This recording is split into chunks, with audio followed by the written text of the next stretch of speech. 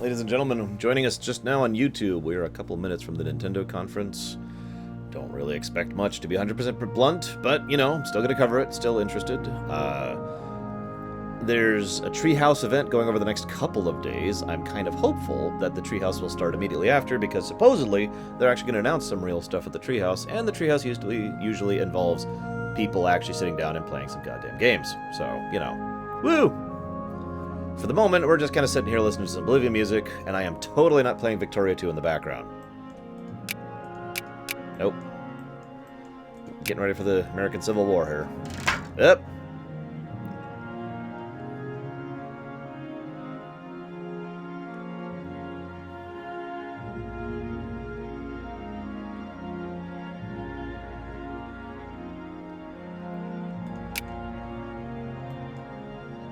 Zug zug. Ah! Hi.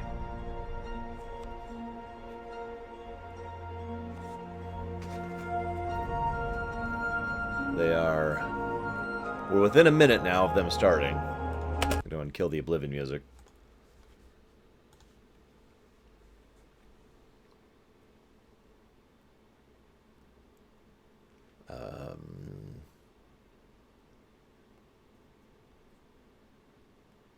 There we go. It's already stuttering. You gotta be kidding me. Hang on. See if I can get a band-aid on this. God damn it.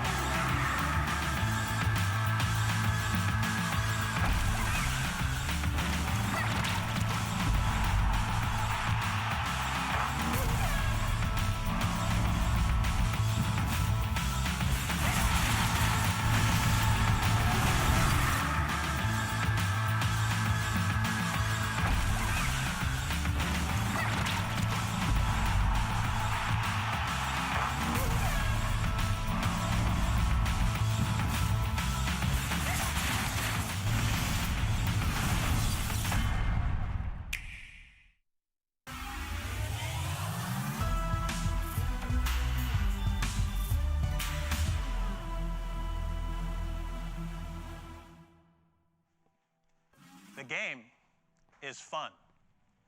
The game is a battle. If it's not fun, why bother? If it's not a battle, where's the fun? It's a test that you pass or a quest that you fail. A race against time. Fun and battle always locked together. But the game is also something else. It's a journey, a passport to new worlds. Maybe even an odyssey. A look, a feel, an exploration. Close your focus and open your mind. The journey requires the right ticket, and that ticket is Nintendo Switch. But in the end, it's not just where you can take your game. It's where your game can take you. So let's go.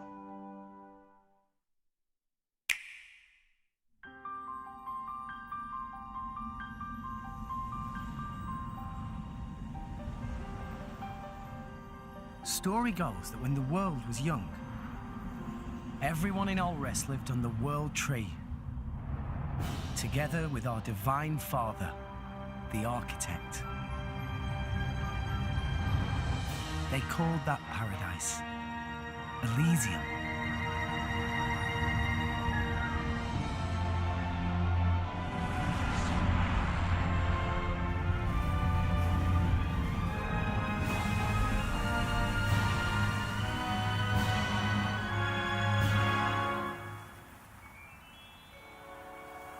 You're a blade. As the driver of the Aegis, can you take me to Elysium?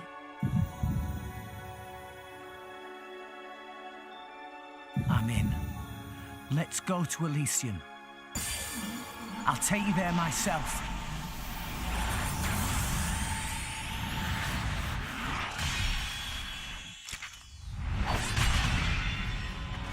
Pyra! Here! Cover me! Got it!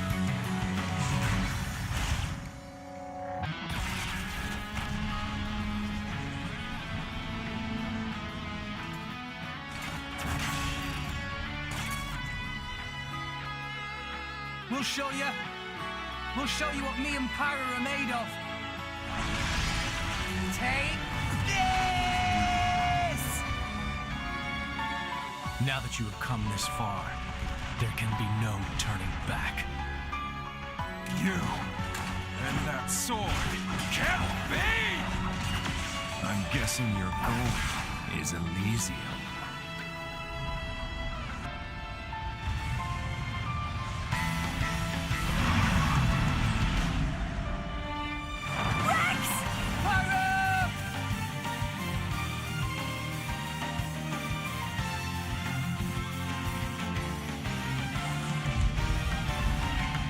This blade he calls Pyra. Her flames hide something deeper. What's the matter? Are you the Aegis, or aren't you? I won't use that power, and I won't let you use it either!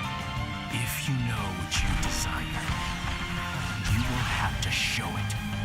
Not with words, but with your own strength. Everyone, let's go!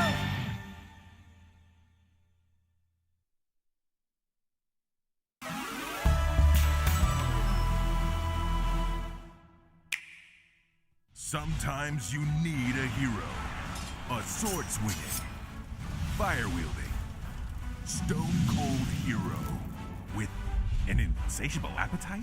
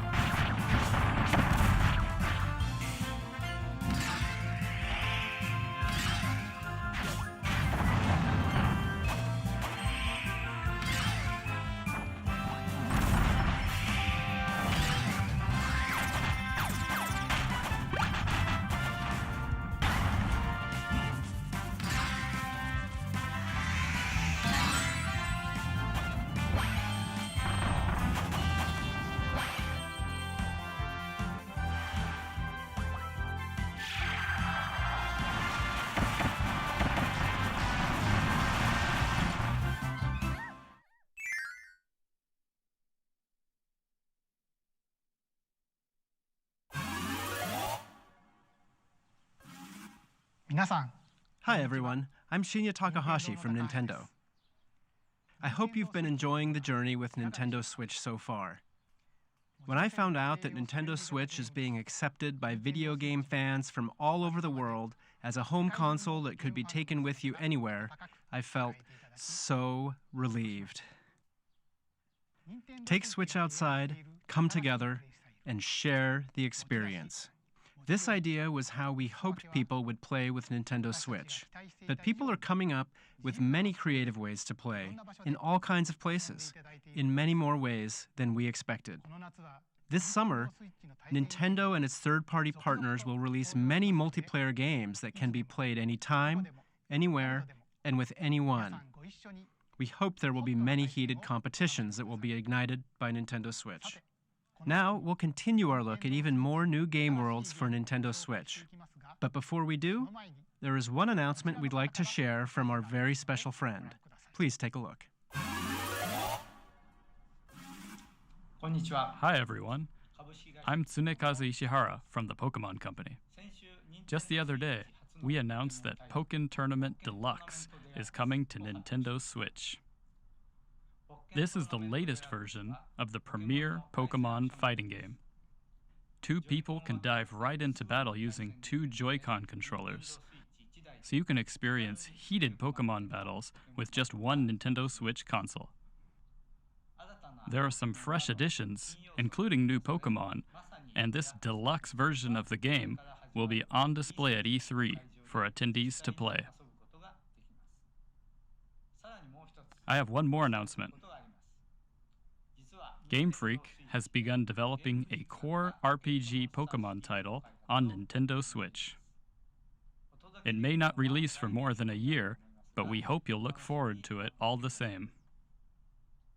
In the meantime, let's enjoy this year's E3. Ishihara-san, thank you very much. We heard that the Pokemon series is being developed for Nintendo Switch. What kind of Pokemon game will we be able to play on Nintendo Switch? I'm looking forward to it myself. At this year's E3, we're mostly showing games that will be released in 2017. But please know that here at Nintendo, we're working on many forms of entertainment that can only be made possible on Nintendo Switch. We hope you'll look forward to them as well. Now let's continue on with the journey with Nintendo Switch.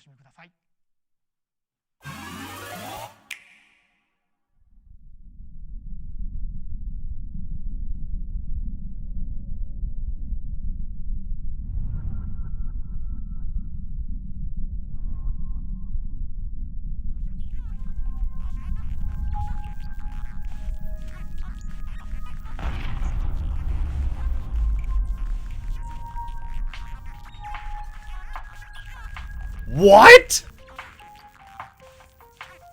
Really? Really?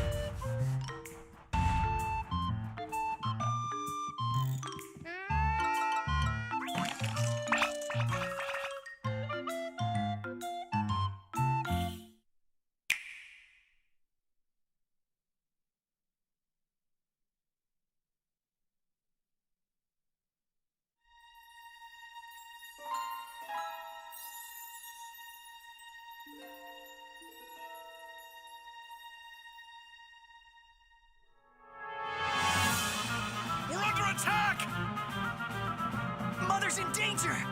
If she's up there, then... You two must keep going. No, I'm coming with you.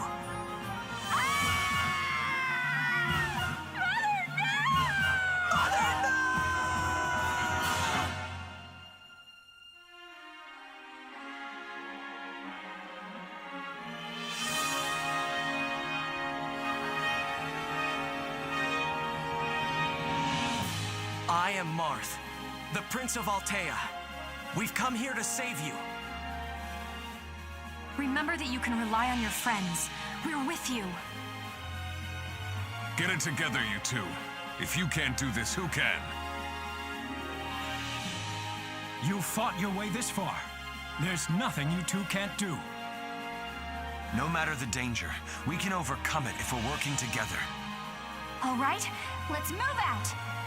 Working together, we can finish this!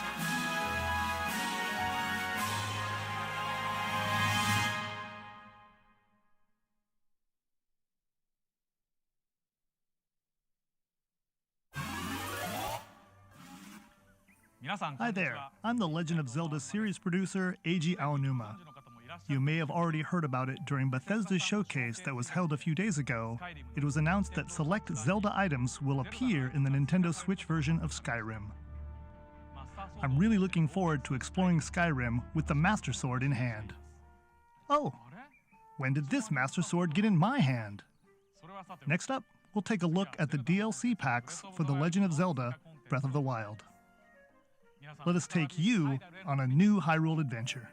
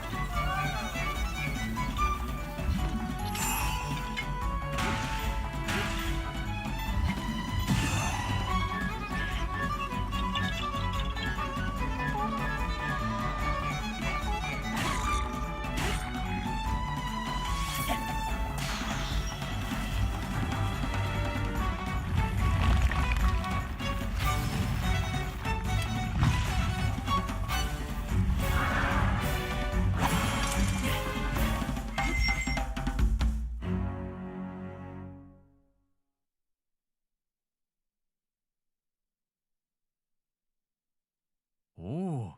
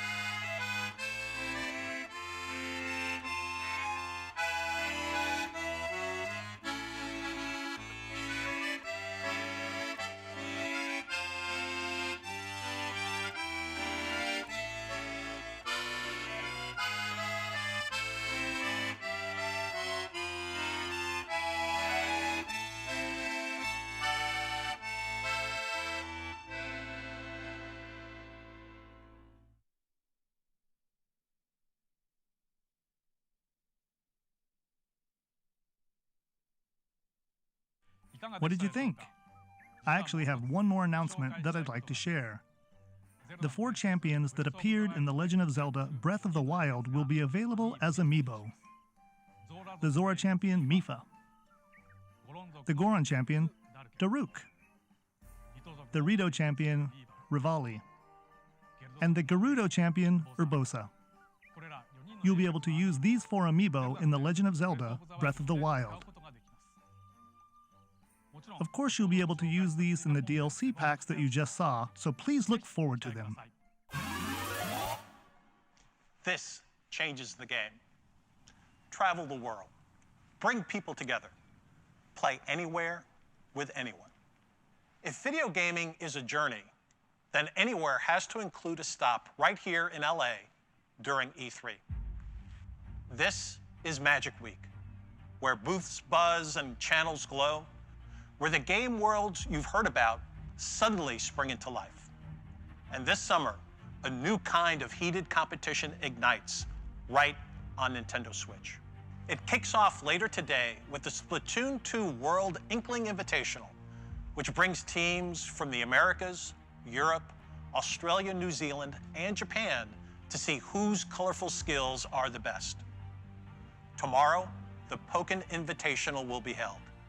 You might recognize some of our 8 competitors who'll be duking it out in heated battles.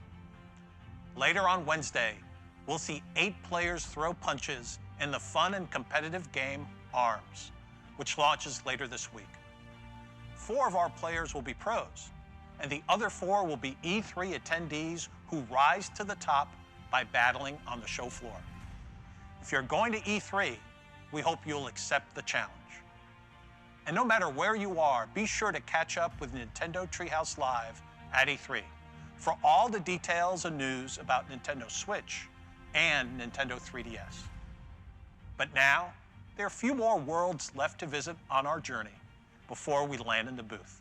Let's go.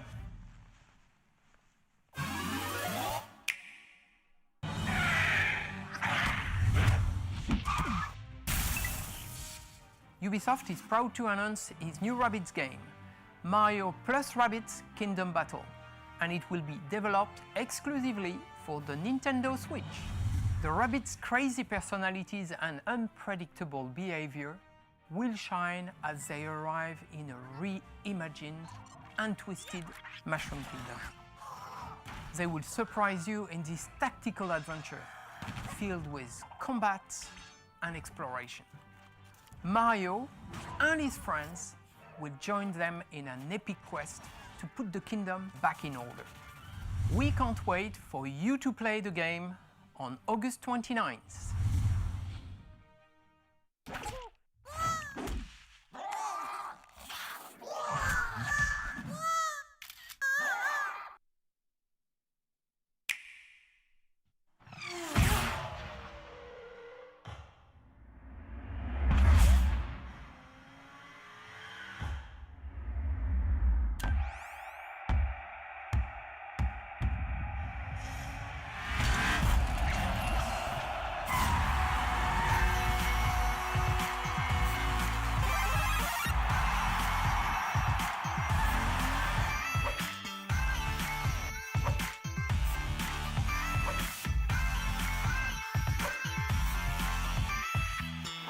On behalf of everyone here at Psyonix, we're extremely excited to announce that Rocket League is indeed coming to Nintendo Switch.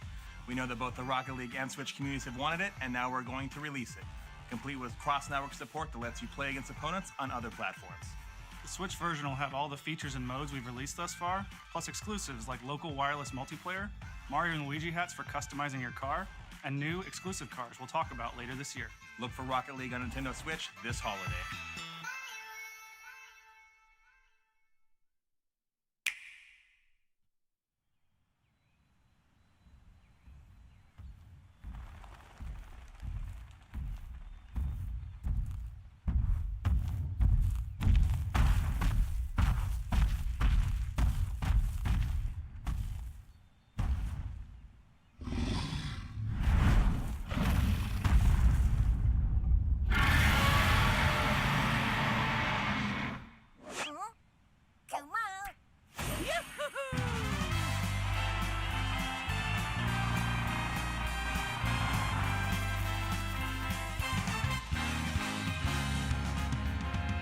Here we go, off the rails.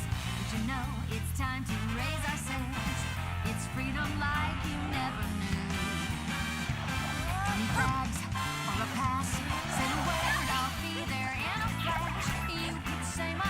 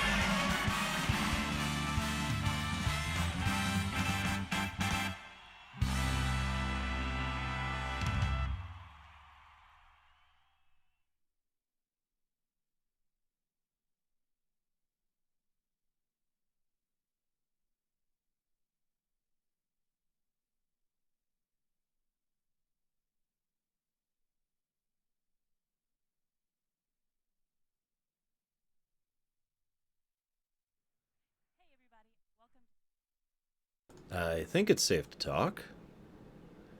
Do you notice that it looked like that was Pauline who was singing that song, by the way? In character, I mean. So, is there going to be a treehouse? Hey, there we go. Welcome to Nintendo Treehouse Live at E3 2017.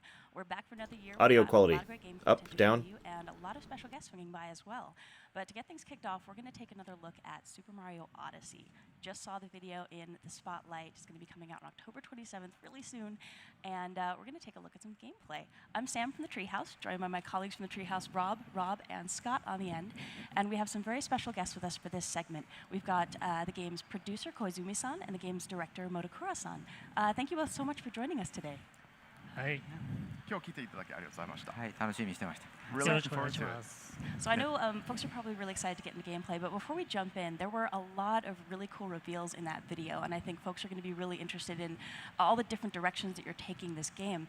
But at the core, there's really kind of a driving philosophy that you've got going. I was wondering if you could tell our viewers a little bit more about that. このゲームの基本的なコンセプトを説明していただけますか。まず今ビデオを見ていただいてどうでしたか。何か面白かったところはありますか。 First, could I just ask you, was there anything you saw in there that particularly surprised you or interested you? I gotta say, the first time I saw that T-Rex, my heart stopped. The dinosaur was a It was big so deal. exciting. よかったです。今回のマリオはテーマが旅になっていて、別の国に行った時の驚きをすごく強調しています。 So we have a theme of going on a journey in this game, but we're also trying to give the player a lot of surprises, and I think the dinosaur is a really big surprise for most.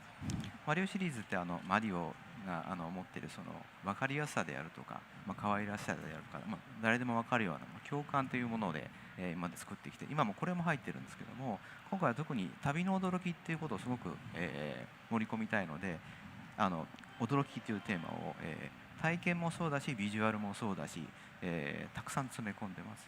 But we also want to balance that feeling of surprise with some emotional resonance, giving people something that's familiar, that's attractive, that's really cute from the Mario series, and bounce people back and forth between the familiar and the surprising. でそれを体験するための新しいプレイシステムを、作りましたので、それは本倉さんに説明してもらいます。 So we've come up with some play systems to get that across as well. So it's not just a look and feel, but a play experience also. And I'd like to turn to Mr. Motakura to explain that. 今作は帽子を投げて敵や物を操ってとある地球を冒険するっていう、物語になっています。 So the kind of overall story of this game is, you're going around, you're throwing your hat, you're taking over different enemies and objects, and you're traveling the world while you do that. そのパワームーンっていうのがイコール驚きになっていますので、それを帽子を投げたり、いろんなものを操って箱庭を探索してもらえたらと思っています。 And we talked about surprise before, but basically the unit of surprise in this game is those power moons. Those always equal a surprise, so you go around, you throw your hat at different things, you control enemies, and you find things that are surprising, and that gives you a power moon.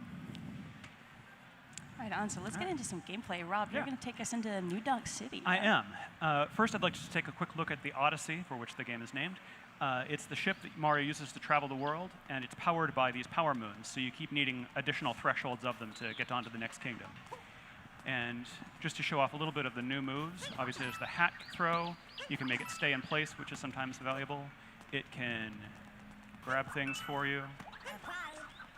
There's two kinds of coins, which we'll talk about a little later on. Actually, there in that little dialogue box, we saw Cappy. Oh, yeah. Cappy is both the red hat that he's wearing and also in his native form, he's a white top hat. And so one other move that's pretty cool is this circular throw. Knocks away everything. But let's get down into the city. And as you saw in the trailer, so there's the capture mechanic lets you take over things. It also lets you do fairly exotic things like turn into electricity to travel through wires. So how did the capture mechanic come about? キャプチャーという仕様を作ったきっかけは何かありましたでしょうか。そうですね。今作はものすごくいろんな試作っていうものをしてから作っています。 So when we were making this game, what we started out doing was making just a huge amount of different gameplay prototypes. このキャプチャーというアクションもそのうちの一つです。And this capture action was just one of those prototypes. みんなでアイデアを出し合った中に出てきたんですけども、それをそうですね、2、3日ぐらいで作って遊んでみたらものすごく面白かったので、すぐゲームの中心に入れようと決めました。So, it was just one of the ideas that came up, but we worked on it for 2 or 3 days, and it just instantly turned into something that was really fun, and we decided, well, okay, this should just be the center of this game. I love how much it encourages that exploration and experimentation that I think the Mario games along these lines are so known for when you think about Super Mario 64, Super Mario Sunshine. Here we've got so much stuff that just looks interesting, and you're wondering, okay, what will happen if I throw my cap at it? You never really know what's going to happen, so you want to try everything just to see. 何でも試してみたくなる仕様ですね。どういう要素があって。そうですね。いろんなものにこう帽子を投げたり、試してもらえたらなと思ってます。Yeah, I definitely hope people, while they're playing this game, they just throw their hat at everything and try all sorts of different things. Whoops, that was a mistake. Right now, normally, if you were following the story path of the game, you'd be talking to Mayor Pauline, who wants you to recruit musicians. There's one there. But we're going to ignore that right now because there's lots and lots of things to do beyond following the main story of the game. Like possess rockets and turn into rockets and why with wouldn't mustaches. You do that if you could? Actually, that's an interesting note there. So you mentioned Mayor Pauline, and I think our sharp-eyed viewers will have noticed that some of the street signs are references to some Donkey Kong characters. We've got some interesting red girders going on here. I wonder, Koizumi-san and Monokura-san, if you can tell us a little bit more about this city. It's got some interesting backstory. やっぱりポリン市長がいて、ニュードンクシティという名前がついてると、なんかもっと何かこの都市について説明していただけますか。そうですね。名前もそうですし、ポリンってドンキーコングのキャラクターで何かのゲームに関係がありそうですけど、今日はちょっとあまり詳しく言えないんですけど。So certainly you can tell that Pauline is from Donkey Kong, and the name New Donk City probably leads you to a couple of hints, but we can't get into too much of it today. And I like the shirt you're wearing, by the way. That is a snazzy Good choice shirt. Today. お楽しみに。Please look forward to hearing more about that. I gotta take the long way. Oh, good luck. And this is interesting here where we see, I mean, really throughout New Donk City and I think throughout the world, we've got these really fun playground elements where you're bouncing on things, you're jumping on things, you're swinging. Can you tell our viewers a little bit more about how you came up with that kind of play mechanic in the game? ぶら下がったりして、飛び跳ねたりして、いろんな、環境のものになんか反応させられるんですけど、どういうふうにそういうなんか遊び場っぽい雰囲気を出せるようになんか考え方ありますか。はい。まずその施策っていうのでものすごくいっぱい遊びを作っています。それをこう配置してステージっていうものを作ります。まず。So, going back to that prototyping process I was talking about before, we obviously create lots and lots of different ones, lots and lots of different game ideas. And then next what we think about is where to place them within the stage. そこにそのアートであるとか具体的なものを載せて遊んでみます。So, we put it in the stage, we like combine it with different art assets, like kind of like real things to see what it might actually look like or work in game, and then try playing it. そうするともっとこうしたいとかいろんな意見が出てくるので、それをさらにそこに上乗せして作っています。And then, obviously out of that, like different things come up, like, oh, maybe we could do this a little bit differently, maybe this could actually work like this instead, and then we kind of add that to it, and the process just continues from there. なので先ほどちょっと出たタクシーなんかをジャンプさせるのもスーパーマリオサンシャインでもちょっと似たような仕様があったので、そういうところからちょっとヒントを得ています。And so, you saw before, we were able to jump on top of the taxi, and that's something that was sort of in Super Mario Sunshine at times. So in that way, we're also getting hints from past games. Can I quickly interject that so as I mentioned, the goal right now is to recruit these musicians. When I was first playing this game for a feedback report for the development team, I could not figure out how to get to this guy on the top of this building. You can just barely see him. He's a speck right now in that triangular building. And the way I eventually found to do it was to take a really long fall. I did that too. And that worked. Oh, I feel bad for his knees. A bit to my surprise. And I wanted to know, when you saw that report from me, what was that a problem to be solved? Was that a cool thing? What was that? この前はNCR の報告書を書いていたときに、こういうふうにトランペットのバンドマンを到着できますよと書いてましたが、それを見てちょっと困っていたんでしょうか。はい、それは読んだんですけれども、今日ここでプレイするとは思わなかったです。Yeah, I did read that. I didn't know you were going to be playing that right now. Troublemaker. でもこう Well, I also know the real way. Or another way. まあ本当のやり方も分かってます。でも自分でこういろんなプレイの仕方を探してもらえたらと思うんですけども、それもスーパーマリオ64やスーパーマリオサンシャインから続くものだと思います。But you found your own way to play it, and letting users play around with the game and find their own ways of doing things. That's something that goes way back in 3D Mario, in Super Mario 64 and Super Mario Sunshine as well. So this is actually one of the two kingdoms that's going to be playable on the show floor. The show floor, of course, isn't open yet, so we don't have folks playing the game at this moment, but I'm really looking forward to talking to folks after they've played it, because I think there's so many different ways to problem solve and find moons in these kingdoms. I'm not even sure if folks will find everything over the course of the show, but it's going to be interesting to find out how different people approached completing some of these objectives. But the game encourages so much experimentation because you aren't kicked out of the level every time you find a moon. There is no reason not to investigate every little thing you can see that might be interesting. There's no time limit. There's no disincentive. Just lots and lots of cool stuff. Whoa! Okay. Yeah, that is a very interesting change that adds, I think, to the immersion in the kingdoms. When you think about Super Mario 64, Super Mario Sunshine, whenever you got whatever the collectible objective was, depending on the game you were playing, you'd get bumped out of the area and you'd have to come back in. But here, since you're not going to get booted out of the kingdom when you collect a Power Moon, there's a lot of encouragement to just go check out that weird thing you saw on the horizon, because you can still continue with whatever your primary objective is. Oh no! But then, keep on tracking and finding moons. Another reason to explore everything is that there's very little punishment for dying. I just lost 10 coins, and there's lots. So, and I get to try again right away. Oh, good luck. Yeah. It's also worth mentioning that the bullet bills here are coming out with visors on, so they cannot be captured until you knock their hats off, because an enemy with a hat is the scariest thing in this game. Fashion is very important in this game. You got to be conscious of your headwear. Oh, careful. Ah. Oh no! Well, apparently this is not my day for this challenge. That's right. 3rd time's a charm, right? Yeah. And if at first you don't succeed, give up on the 3rd attempt. I'm just looking at the space where we saw other sections of New Dog City, and looking here, I'm just so impressed with the texture work that's been done. And I feel like every time I see a new build of this game, more and more of these textures are just jumping out at me. It's really fun to see in person. It is a gorgeous game, and we have some other segments later on in the stream that are going to highlight some especially pretty areas. Oh, you got this. Yeah. And while I'm keeping my fingers and toes crossed, yes. Thank you. One thing that we haven't mentioned yet that we probably should talk a little bit about is the fact that you're playing with Joy-Con with the wrist straps attached. Yes. And that's a really fantastic way to play this game. It, of course, supports Pro Controller and other controller options, but you can do so much with the motion controls, and throwing Cappy feels very intuitive. Yeah. I'm going to switch to a different section of the game. We're going to show the sand world, which is also playable on the show floor. So give me just a moment here. No worries. But I do love that as you're experimenting, and I think we'll see folks doing that on the show floor here, so many of your gestures will affect how Cappy moves that while you're holding the Joy-Con with the wrist straps attached, you really want to just try moving your arms in different directions. Like, okay, I'm going to try throwing up, I'm going to throw down, throw out. But I was really impressed by how well that implementation was put into play. Here we are. Yeah. Oh, this place is so pretty. So here we're in the Sand Kingdom, in the town of Tostarena.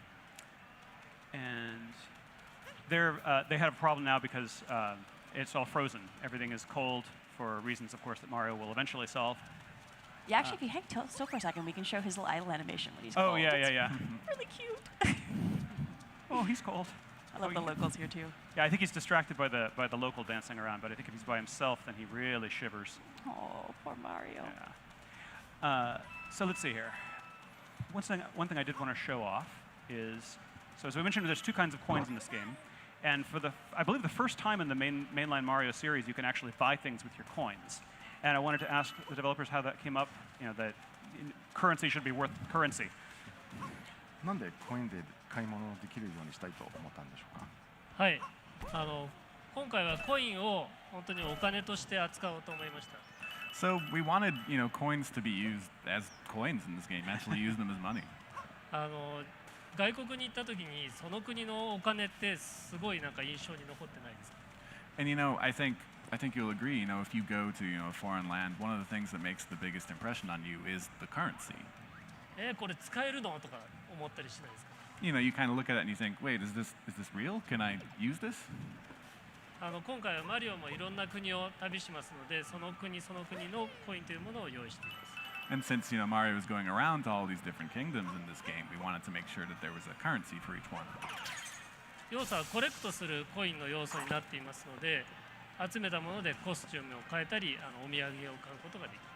And they're collectible items, so you can use them to buy different outfits or buy souvenirs. Speaking of. Yeah, and it's always fun to buy souvenirs, right? Yeah, absolutely.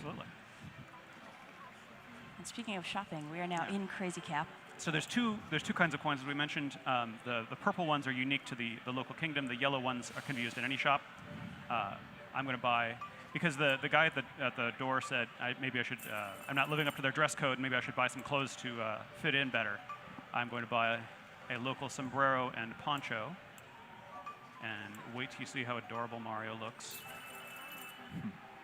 Being adorable, I just love the shopkeeper. Yeah, and their huge stack of hats. He's so cute. And you can see some of the souvenirs you can buy there that you can use to decorate the inside of the ship. Nice. And now I'm rocking this look. And let's go try that door again. So my capabilities are the same. It's still Cappy, even though he's turned into a different kind of hat now. He can turn into any kind of headwear, apparently. Exotic superpower. And, all right. So I go over and talk to this guy. Let's see if you meet the expectations now. Ooh, snappy and lively. Snappy and lively. I think the hat is the one and the poncho is the other. All right. And this is, of course, what the goal I was working toward all this time. I love all these little moments of surprise where you never really know what's going to happen when you Why get did I into want to these get in this room? spaces. I don't know. I wanted to get in this room so I could play a guitar. You want to get in because it's locked. Yeah, exactly. So then we're going to move on to some more traditional 3D Mario gameplay over this direction. Now that you are terribly well dressed, it's time to go do some exploring. Yeah. And And Bowser's here's a- footprints, I must be on the right track.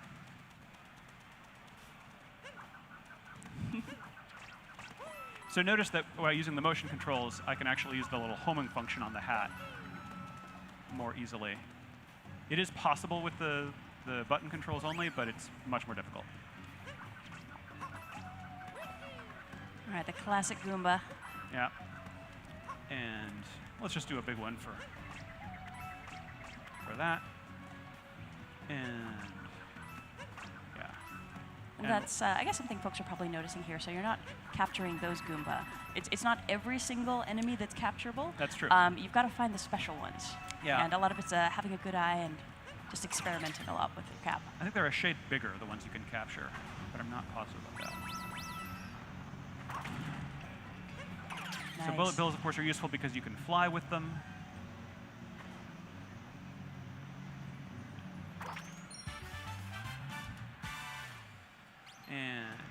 And now I've got to very quickly capture my ride back. And with bullet bills, you can only capture them for a limited amount of time because at some point they're just going to blow up. Yeah. So you have to be a little mindful of what you're doing. Yeah, you when only you've get got so a much bullet time bill. with the explosive guys. All right, and then almost to one of my favorite bits in this level. Oh yeah, the next bit you're coming up to just Yeah. blew my mind the first time I saw it. So in a this ROM. place has these murals that look like they're decorated in this cool old school aesthetic, and I'm just gonna go right on in. And I've still got my costume. So, Koizumi-san and Murokura-san, I think we definitely need to hear a little bit more background about why you added this into the game, because it's so cool, but it's so unexpected as well, I think. なんでこのような 2D の8ビットマリオのところも入れたいと思ったんでしょうか。3D の部分は気持ちよく探索できるように比較的おおらかに作っています。So we wanted to make something that would be, sort of a contrast with the 3D stages that you're able to explore very freely in. 2D の部分はもう少し細かく緊張感のある構成になっています。the 2D spaces are kind of more confined. They're more precise. It's more like kind of sort of traditional platforming elements. 同じステージの中でもそういった違った遊びっていうのを入れたかったです。But also within the 2D stages, as you can see, we wanted to have a lot of different variety. もちろん昔からのゲームが好きな人にも楽しんでもらえるビジュアルになっていると思います。And of course, with the visuals, we're hoping it's something the people who enjoyed kind of those classic nostalgic games also get a kick out of as well. So one thing I'd love to show off when we're getting out toward the end of this space is just how much the music changes when we're transitioning back and forth. Because I know we've been chatting, maybe it's hard for some folks to hear what's been going on here, but if we just pop in and out of that warp pipe, it's a pretty impressive transition when the music changes. But there's no warp pipe up here. Just start jump off. No. Yeah. No, but you can now see that it's more of a naturalistic instrument. So I'm going to skip ahead and show off the last part of this scenario. Okay, so for that, I will need these. Wrist straps, people. Always wrist straps. Yes. All set to jump in. Okay. Yeah, it's worth mentioning too that we're only covering a tiny bit of what is in this kingdom. There's so much more to do and explore. There's just a ridiculous amount.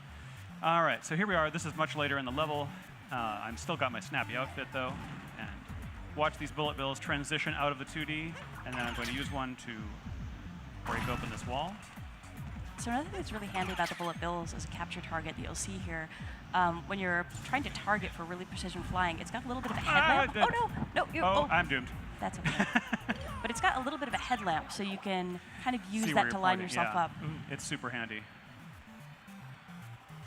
That's okay, because we get to see this cute little 2D to 3D transition again with the bills. It's so cool.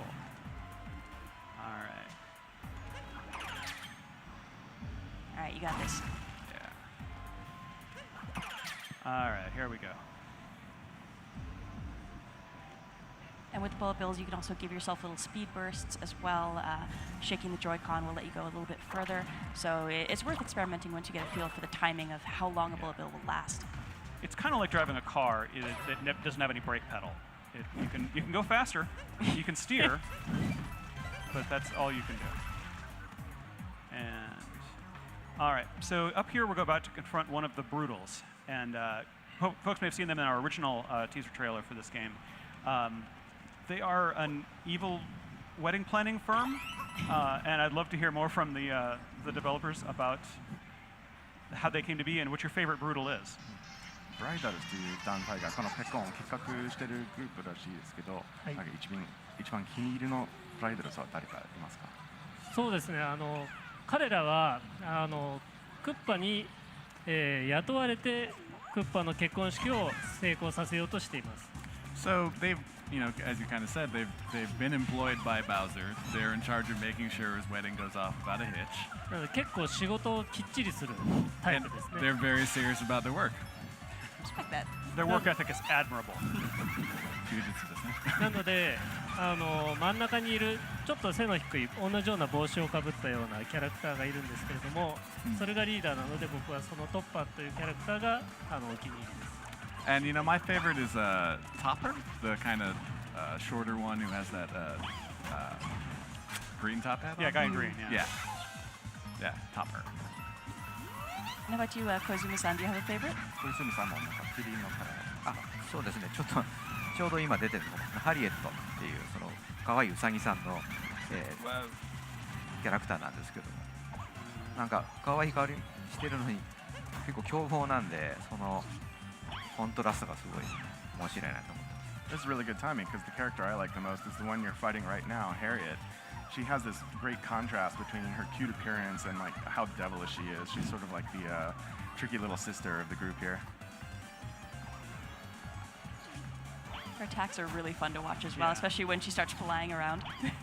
And it's worth mentioning, you fight each of the Brutals a few times, but their tactics get more and more intense and dangerous. But I'll be honest, having planned a wedding last year, I would take the help of evil wedding planner. Yeah, I mean, any evil help is better than no help. And they're very dedicated to their work. And they're willing to fight your enemies for you, and that's pretty great. Oh, nice. There we go. Nicely done. Thank you. ああ、かわいそう。 Sorry, Harriet. Now she'll be back. All right, so that's a grand moon worth 3 power moons. And there we see Cappy in his natural state as well. There he is, celebrating with Mario. Nice. Nice. All right, so that's what we have for gameplay for right now. But Yeah, we did we're have catching one too more much little else. feature, I believe. Yes, we've got some new goodies that have turned up here on stage with us.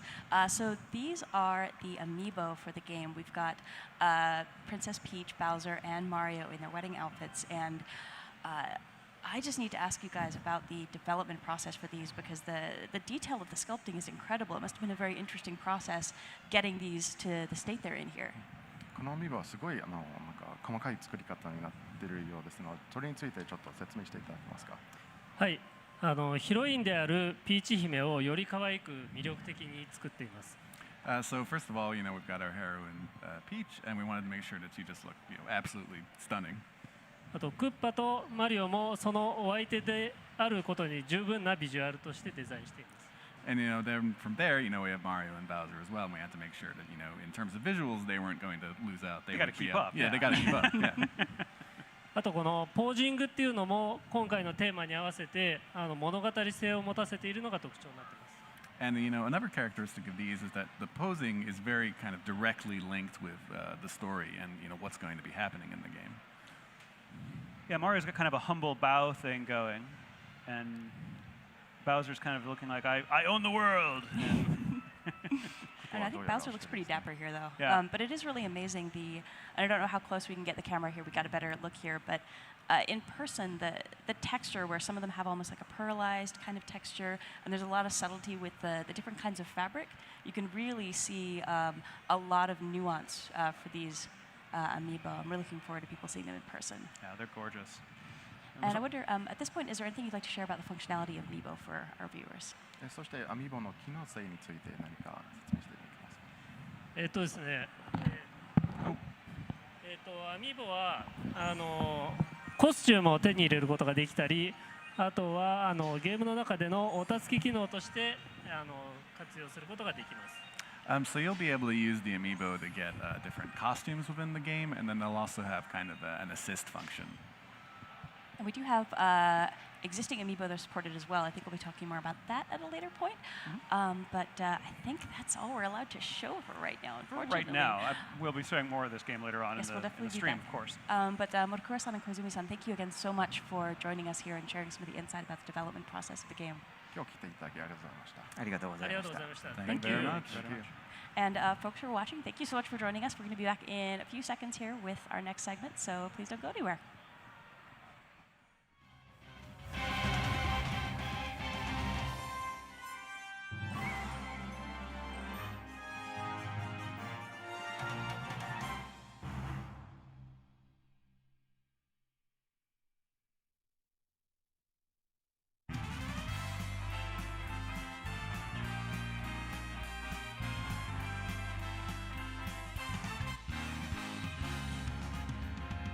Here we go, off the rails. Don't you know it's time to raise our sails? It's freedom like you never knew. Okay, it looks like I got a moment to talk, guys. I can't actually say this is a better conference than Ubisoft, especially since I don't want to count the post-stream in that. I do love how Nintendo... Hang on. I do love how Nintendo actually shows gameplay. Like, the Kirby game they showed was gameplay. The Yoshi game they showed was gameplay. I like that. I like their approach to that. And, of course, the games that are more story-focused, they primarily showed story, like with Xenoblade Chronicles 2, and like with Fire Emblem Warriors. It makes sense that that would be primarily story case. So I'm with that. I don't know what to think of the Breath of the Wild thing. Obviously, it's hard to really tease that. I'll probably go ahead and buy it and figure out how that works. Yes, I did Preacher. I'll look at it later. I don't care right now. And so, yeah, I mean, the Kirby game looks amazing. The fact that they are going to be working on a Switch Pokemon, about frickin' time. The fact that they're... I want to talk about this really quick before they start up again. The reason I was so even more excited than usual about the Metroid Prime 4 thing... 2 or 3 years ago, I don't remember how long it's been now, At one of these conferences, Miyamoto and one of the developers of Retro were talking about the Metroid series, and they said there were 2 Metroid games in development. One of them was the one that we know eventually came into... one of them eventually became Metroid Prime Federation Forces, which... And the other one was one that they didn't say much about. Now, I don't forget things like that. It's that whole Trivial Pursuit brain thing. So in the back of my brain for the last 2 or 3 years, I've been just sitting here thinking, where's the other Metroid game? And the longer it's been happening, the more time that's actually been going along, the more I've been thinking, I mean, that did happen, right? I mean, that I didn't misremember that interview, right? And then every time I brought it up with a friend or whatnot, they'd be like, I mean, I think they just gave up on it. And that's what I started thinking, that they just gave up on Metroid. That they were just like, yeah, no, we've given up on Metroid, and all we had was Federation Force. And then all of a sudden, bam, we have this confirmation that they are, in fact, working on a proper Metroid game. And I would imagine it's with the Retro team. The reason I bring that up is about a month and a half ago, I was looking into what Retro's working on. And without going into specific details, they were basically saying, nope. Like, they didn't actually say anything about what Retro was actually developing or working on. Half-Life 3 was mentioned as a joke by the guy presenting at the PC Gaming Show, and therefore counted for the thing. Okay? There's your answer. Moving on. So, Retro was being very quiet about what was going on with what they were developing. Which means whatever they're working on, they've been working on for a bit and are trying to keep it under hat. Which means they've been working on this game for at least a while. Now, I have no idea when it's going to come out or if the gameplay is going to be or anything, but I cannot help but be extremely enthused. Now, that of course being said, it is worthy of note that this is pretty much exactly like the Beyond Good and Evil 2. The Beyond Good and Evil 2 announcement that happened yesterday. Here, let me explain the bingo thing for you guys. Hang on. There you go. So, it's an announcement, and I'm excited about announcements. Moving on. Tesla apparently missed me explaining the Half-Life 3 thing. Pay attention, Tesla. So yeah, this is. I mean, I can't credit Nintendo with the Metroid Prime 4 reveal, but I'd be lying if I said I wasn't extremely excited about it. Like, really, really, really, really excited. I am admittedly a huge Metroid fan. Super Metroid and Metroid Prime 1 both sit in my top 32 list. Whoa! There we go. We're back. I'm Sam from the Treehouse, and for this segment, I'm joined by my colleagues Reggie and Teresa. So, Reggie, how you feeling? Oh, I'm feeling great. I'm feeling great. The spotlight was, as I said, direct, to the point. The reaction by the fans has been fantastic. I mean, certainly Super Mario Odyssey and what we showed from that. The little snippet of Metroid Prime 4 had the fans just tremendously excited. And, you know, it continues our overall message of how we approach E3 and what it is that we're trying to do. For us, it's all about showcasing content, typically content that's near in. So obviously we showed a little bit of ARMS, a little bit of Splatoon 2, Xenoblade Chronicles 2 coming later on this year. And then we also showed a couple little snippets of things that are coming a little bit further along. But so far the reaction has been fantastic, and it just continues, right? And that's why we're here on Treehouse Live, a little bit more in-depth view of the games, and so far so good. Right on. I know we're kind of in the calm before the storm right now. The floor still isn't open, so we can actually still see the carpet. It hasn't been packed with people yet. You've had a chance to do some exploring around the booth. What do you think of New Dog City come to life here at E3? You know, the booth is fantastic.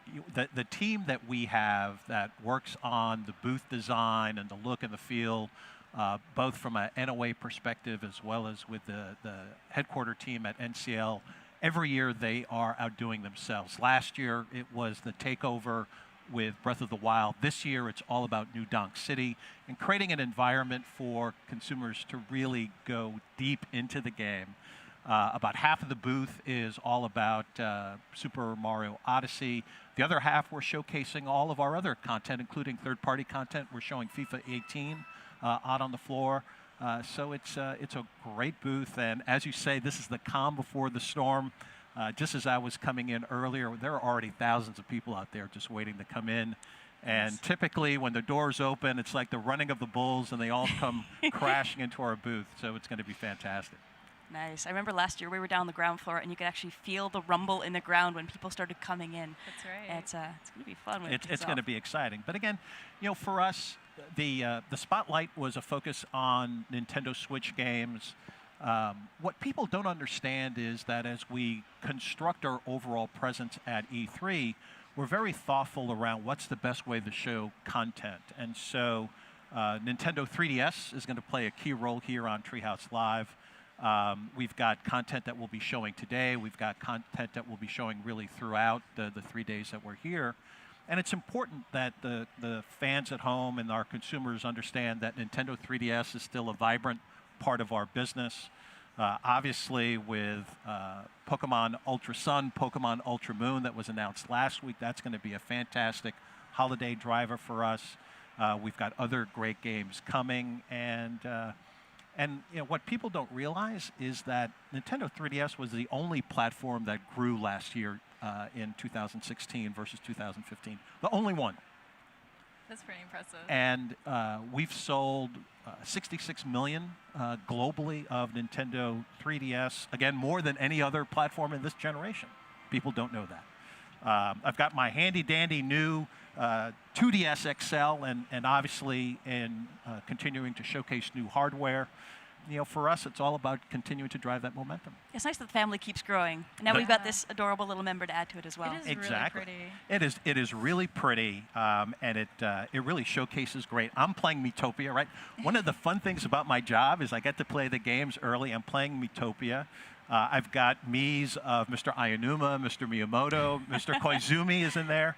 And of course, I had to have Bill as the Dark Lord, right? So I'm really enjoying it on my new 2DS XL, and it's fantastic. It's pretty sweet when you can play games and you're like, it's work. I'm doing this because I have to do this. Well, so funny story is I'm playing Legend of Zelda Breath of the Wild and putting in a lot of hours in that. I've got my family saying, so, you're doing this just for E3, right? You're doing this because you have to be able to show off and tell people you finished the game, blah, blah, blah. Yeah, and it's like, no, I'm doing it because I enjoy it and I want to do it. And so it's fantastic. I don't know. Using the work excuse might be a good way to get out of chores. You're like, sorry, honey, I have to do this. I have to keep playing this game. No, it doesn't work that way. It doesn't work that way. It means I have to play early in the morning or late at night. So.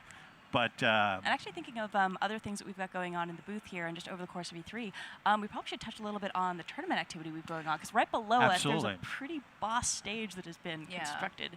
Well, absolutely. And again, the tournament activity is a key part of what we're doing here at E3. 3 different tournaments, starting off with Splatoon 2 later on today. Then we've got Pokken Tournament DX. We've got ARMS. Hopefully everyone saw how I humiliated Jeff Keighley playing ARMS on his show. But that game is going to really show well, I think, from the tournament scene standpoint. And for us, supporting the tournament community and really driving that part of our engagement with our fans is really important to us. So we're very excited to see how the three tournaments play here at E3. Yeah, I think it's been really fun watching people play ARMS, and especially watching high-level competitive players get into the real meat on the bones of that game. And there's such a level of nuance to the strategy and the actual technical ability that I've watched a few folks where they're maybe pro Smash players or pro players for another series, so they really are used to getting into the nitty-gritty and into the weeds of the mechanics. And you'll just see their eyes light up as they start playing ARMS. It's, I'm getting this. Well, this has got some interesting depth and flexibility to it. And I mean, even within the office, watching who's been picking which character as their mains and how we're gradually sort of growing as players as we're duking it out against one another. But it's been a real fun ride. It's going to be exciting. I'm really excited to see how the players we have showcase that game, how they showcase Pokken Tournament as well. I saw a little bit of the pre-gaming going on, and that's going to be fantastic. So it's going to be very exciting for us. So what else are you thinking as far as some must-see titles that we got going on here? Because we've got a lot to cover. Well, we've got a lot. I mean, again, everything that we have on the floor here is showcasing and showing off fantastically well. I'm pleased to see the third-party support. We've got Rabbids on our show floor. Ubisoft obviously has that game in their area. That is really fun. I've been able to get my hands on that game. That is really fun to play. So it's going to be very exciting. We've got Fire Emblem Warriors here on our booth.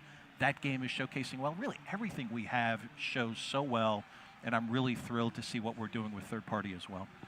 And if we can jump to this, I think on the subject of cool titles, you've actually got something, a surprise for us, maybe? I have a nice little surprise, right? And I said when I was with Keeley that literally within the first hour of Treehouse Live, we would be breaking news. And that is what Treehouse Live is going to be doing all through the next 3 days. So we have some news. We have a world premiere of a new game. This is a Nintendo 3DS game that'll be launching later on this year. We're going to play for you the video for this new game, and then Teresa's going to demo it, and we've got the developers who are going to come talk about it as well. World premiere game announcement on Nintendo 3DS just for you.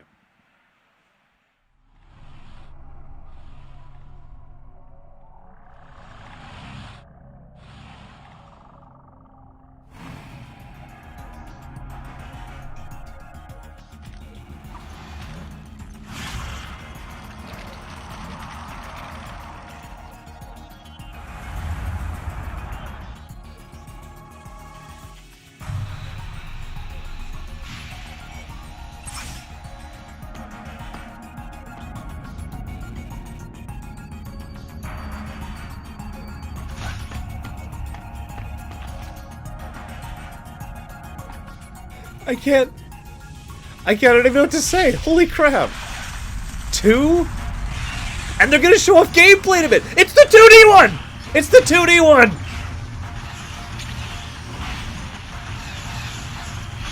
Nintendo! You have officially won! Oh my god!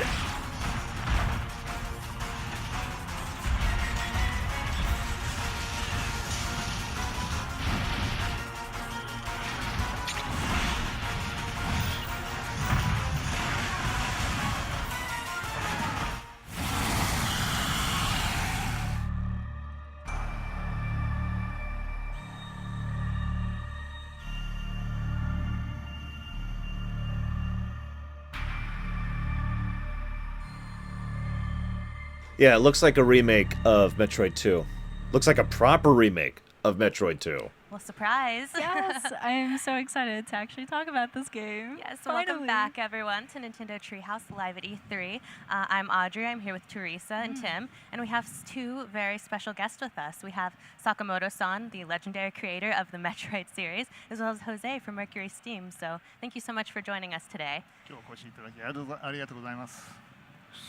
And as we just saw, we're going to take a look at Metroid, Samus Returns. That's so right. you've waited long enough. Let's jump right into it. Yeah, let's jump right in to the start. So for the people at home that aren't familiar with the Metroid franchise, this is Nintendo's premier exploration-based sci-fi action game. It features Samus Aran, who's a renowned bounty hunter, and she's been sent by the Galactic Federation to planet SR388 to investigate and annihilate the Metroids. She's the best at what she does. Oh yeah, she's super cool. And this is actually a reimagination of the original Game Boy Classic that was released in 1991, Metroid 2, Return of Samus. And this game is just, it's beautiful. It's a little bit shinier than the Game Boy version. Yes, it is. And this game is still about discovery and exploration. You know, there's intense boss battles, and there's so many pathways to discover, and you can take your time through it. And this is classic 2D Metroid to a T. It's got the isolation, the exploration, and of course Samus just generally being amazing. Yeah, and the great thing about this being on the 3DS is that there's so much detail in the background, and it's really heightened with the 3D feature on. And you can't see it at home right now, but it does feel really, really good. Yeah, it sounds cheesy, but it adds a lot of depth to the experience. Yeah.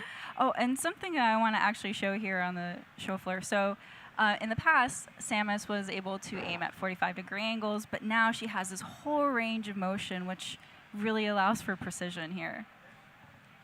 It's really nice because especially as you get further into the game, there are enemies all over the place. So having the freedom to shoot anywhere you like is incredible. Yeah. So the free aim. Oh, thank you.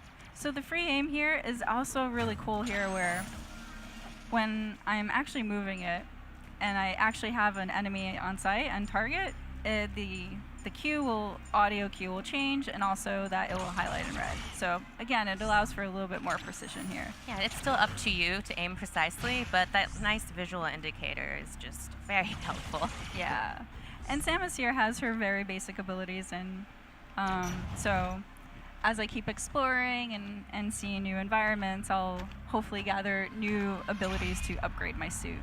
So this is another new ability that Samus has in this game, and it's a melee counter.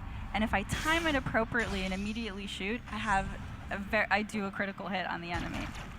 But in the circumstance that I don't immediately shoot, I have some time to actually just shoot from afar and give myself a little bit more leeway to not get hit. The melee counter is a new ability, as you mentioned, and it's really great because this game gets challenging. Oh, yeah. It's very, very difficult. And since we have Sakamoto-san here, while we're speaking about challenges, perhaps you could tell us a little bit about some of the challenges you encountered while developing this game. このタイトルを、開発中に、出くわした、チャレンジや課題は何だったのでしょうか。はい、メトロイドに限ったことじゃないんですけれども、ある程度確立されたゲームデザインのゲームに今までやったことのない新しい要素を加えるというのはとても難しいことなんですね。Yeah, well, I mean, I don't know if you qualified as a big challenge, but something that we face whenever we're working on something like this with an established style of gameplay. It's adding, what sort of new elements can we add to something that again is established and has had some success in the past. 特に今までのシリーズファンの方々が満足していただけて、それでいて刺激的というものを追加するのは非常に難易度が高いって思っていました。Yes, I mean, I really felt that it would be difficult, or could be difficult, to bring in new elements that would add a lot of excitement and at the same time make the fans of the franchise, happy and satisfied. でも今回のサムスリターンズではうまくいきました。But I think this time with Samus Returns, I think we've done a really good job. なぜかというと、私は非常に素晴らしいパートナーに巡り会えたからですね。And why is that? It's because we found this really amazing partner to work with. マーキュリー・スティームさんです。And that's Mercury Steam. 星さんありがとう。Thank you very much, Jose. Thanks to you. Yes, thanks to both of you. And as we were speaking, you actually got Samus's legendary Morph Ball ability. I did, and this is very, very handy to get, as you can see through certain tunnels here. Here's a save station, which I don't quite need right now. I'm going to keep on going and exploring this area. And here, this is a pretty bleak area from where I just was. And you'll see this gate here. This is a little different from the original game. Yeah, it definitely is. And for people that haven't played the Metroid 2 in the past, this purple liquid is actually very painful. And I'll just kind of... Yeah, don't... Oh, yep. She did it. Yeah. Ow. Yeah, so I can't really go down there, and I want to, and I can't really interact with this right now, so I'm going to keep on moving forward and see... And that's the nature of this game, is you'll come across areas that you just can't survive in yet, you just can't get past, and you'll have to acquire new tools and abilities to be able to keep exploring and keep pushing forward. Exactly. So since I couldn't go through the door, I went up and around it. So I'm going to keep on moving forward, and this is also a brand new feature to the Metroid franchise. These are Aeon abilities. Aeon is a very mystical and powerful energy source, and they actually give abilities to Samus that are very different from the technical upgrades that she gets for her suit. So this one that I just gathered is called the Scan Pulse. And what it does is that... I should remind people that the Aeon abilities are actually not... They're limited. You can't just spam them whenever you want to. And so they'll have their own energy, and you'll have to gather... power-ups for them, and also more energy in order to refill that tank. So just to showcase, one is scan pulse. Yeah, so to showcase the scan pulse, if you see the bottom screen, the map usually kind of explores once you start moving. But if I use the scan pulse, it'll actually open up this quadrant of map already for me. And also on the upper screen, it'll show these blocks that I can easily break. So now I know that, oh, there was an actual hidden path there. So. And normally you would just have to shoot everywhere to try and find breakable blocks, and you can still do it that way if you want to. But if you have the Aeon to pull it off, the scan pulse is also very, very helpful. Yeah, keep in mind though that not everything can be easily broken with your laser. So you know that's kind of some ammo that you'd have to waste, and it's nice to actually have the Aeon ability to strategize about, you know, which one am I going to use? Am I going to use my ammo, or am I going to use the Aeon ability in order to keep on discovering and exploring? Absolutely, and you know, throughout her long career, Samus has had a lot of unique abilities at her disposal, and as we've seen already, this game adds even more. So, Jose, perhaps you could tell us a little bit about the process you guys went through of adding new abilities like the melee counter or the Aeon abilities. Yes, well, from the beginning, Sakamoto-san wanted Mercury's team to challenge ourselves to bring new ideas to the series. So we were given freedom to prototype a lot of different ideas and mechanics and see which ones would better fit within the Metroid universe. And once these ideas and mechanics were discovered, it was just a matter of iterating and polishing the design. Oh, wonderful. They really add a lot to the experience, so good work. Yes, they do. So here's an energy station, and I'm a little bit low, so I'm just gonna take that. You always want to take advantage of those energy stations. Every little bit of health matters. Yeah, for sure. You'll notice that a beeping started. That's actually my Metroid detector, and it's telling me that there is a Metroid nearby. Again, for people that don't really know what Metroids are, they're an alien species that they're pretty dangerous. And they suck up the life form of any alien species in order to survive. Yeah, you don't want to hug a Metroid necessarily. Yeah, exactly. Another thing I want to showcase here is actually the mapping system that this game has. So now that, in case I'm not able to go through a door because I don't have the ability to unlock it. Which happens a lot. Yes. I have these pins now that I can just drop it onto the map, and then that'll kind of be my note for myself that, oh, I want to revisit this later once I grab an ability, and maybe I can try it later. And as you mentioned, this game is so much about exploration and going back and trying to find every square inch of the map to find all of the many hidden secrets. So this pin system is actually very, very useful. Yeah. Oh, I'm getting close, but I'm going to go investigate this area. Your Metroid senses are still tingling, so keep searching. He's getting closer because the beeping is getting a little bit more insistent. Oh, nice. Found a hidden missile tank. Yeah. But see, that was an example where I kind of knew already that this pass was there, but the scan pulse would have been very useful right there to kind of show those blocks. Here's another save station. So,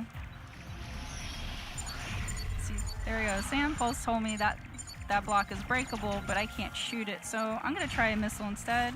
It's open. And that's a good point. If you ever run into an area you can't progress past, use all of your weapons and abilities. Oh, it's a little friend. Hi, friend. That was a Metroid, but we're actually not fighting him. We're actually fighting its first evolution. And this is known the Alpha Metroid. He looks twice as friendly as a regular Metroid.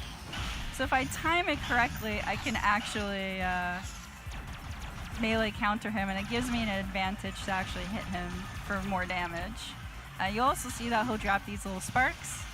If I actually hit those sparks, I'll get more ammo replenishment. So in case I end up using all of my missiles, I could always go around him and try to shoot those in order to get more missiles. Nice melee countering. And I'll say, I don't know how well the home audience can hear this, but the sound effects in this game are incredible. The music, the atmospheric sounds are just really great. So, Sakamoto-san, perhaps you could tell us a little bit about what went into the development of the soundtrack for this game. サウンドや SC に関してのその開発、その制作した感じ、および受けた影響などについて話していただけますでしょうか。今回のサムス・リターンズでは、スーパーメトロイドの時のゲームサウンドのコンポーザーが2人参加しています。Well, we have two of the composers who worked on Super Metroid on the team for Samus Returns. 彼らはもうそれ以降のメトロイドシリーズの音楽をずっと担当してますので、もう僕が何も言わなくてももうこうしてほしいという音楽をどんどん提供してくれるんでもう And you know, 安心です。and they've worked on pretty much every Metroid title since that time, doing music for us. And so I really don't have to say anything. They just go do what they do, and what they do is create great music. Excellent. We'll lock them up. Don't ever let them go. Whoops. So you made quick work of that Alpha Metroid. Good work. I did. So I'm actually going to go return to that gate that I couldn't get to before and see what happens now. As I make my way there. So in the original Metroid 2, whenever you defeated a certain prerequisite number of Metroids, the ground would rumble and then you would know that you would be able to proceed to the next area. So now, in this game, you have these gates. And if you press on it and you enter the Metroid DNA that you had just gathered from the Metroid you just killed, it will enter into this gate, unlock, reduce this hazardous liquid that was killing me before, and now I'm able to get to the next area. It's really cool having this really visual cue of your progress in the game as well. Yeah. So now I'm going to go to a later area in the game. And we've gotten a glimpse of it a little bit, but the 3DS hardware really goes a long way in bringing this world to life. It helps communicate the isolation of Samus being stuck on this alien planet. So, Sakamoto-san, could you speak a little to how you used the 3DS tech to bring this world to life and really reimagine it? 3DS 技術が没入感、雰囲気、まあそれ上にこの未知の惑星サムスの一人の、孤独感をより高めていると思いますが、3DS 用にどういうふうにその技術を使って、この世界を、創造し直されたのでしょうか。はい、確かにおっしゃる通り、今回のというか、サムスのこのゲームですね、ここでは3D の立体視というものが非常に効果的だと思います。まあ例えばじゃあ技術面でホセさん何かありますか？ So yeah, I mean I do think that with this title, of course, with Samus, the 3D, the glasses-free 3D, the 3D effects are put to great use. It really does help build the world that we're exploring. But I'd like to go ahead and ask Jose to talk a little bit about some of the more technical aspects.